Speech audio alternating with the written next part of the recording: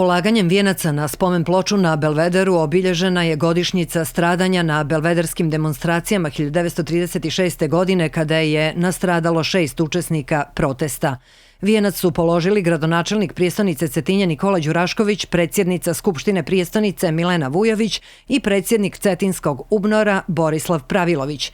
Gradonačelnik Đurašković je kazao da su belvederski protesti događaj koji je kao simbol otpora i slobode utkan u najsvjetlije stranice istorije našeg naroda.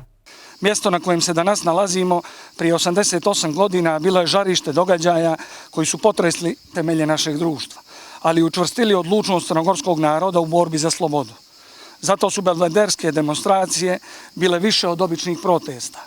Bile su jasan, nedvosmislen iskaz neslaganja sa tadašnjim režimom i nasilnom asimilacijom, koja je prijetila da izbriše identitet i ponos crnogorske države i crnogorskog naroda.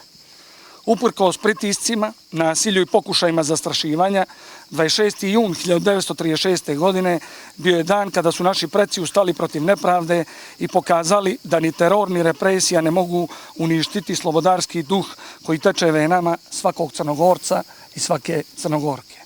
On je ukazao i na to da ova godišnjica treba da nas podsjeti da su razlike u mišljenjima, opredjeljenjima i političkim viđanjima nužne i uvijek potrebne, jer one čine naše društvo živim i raznovrsnim. Međutim, moramo biti jedinstveni u jednom, da su Crna Gora, njena državnost i nezavisnost bezuslovne i nesporne, te da ne smijemo dozvoliti da nas bilo ko razjedini u tom uvjerenju.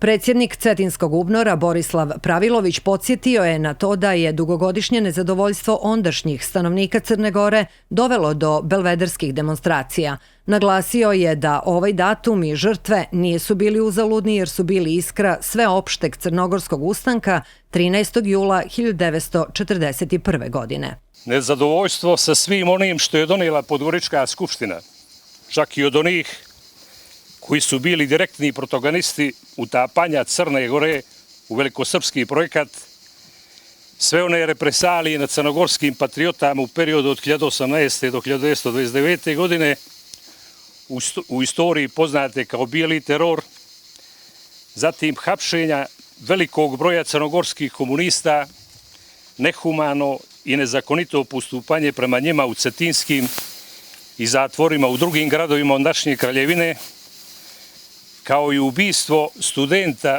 Žarka Marinovića sa Očinića na beogradskim studentskim demonstracijama, pojačale su nezadovoljstvo i ogorčenog stanovništva prema ondašnjem režimu. Pravilović je kazao da se nasrtaji na Crnu Goru i danas nastavljaju.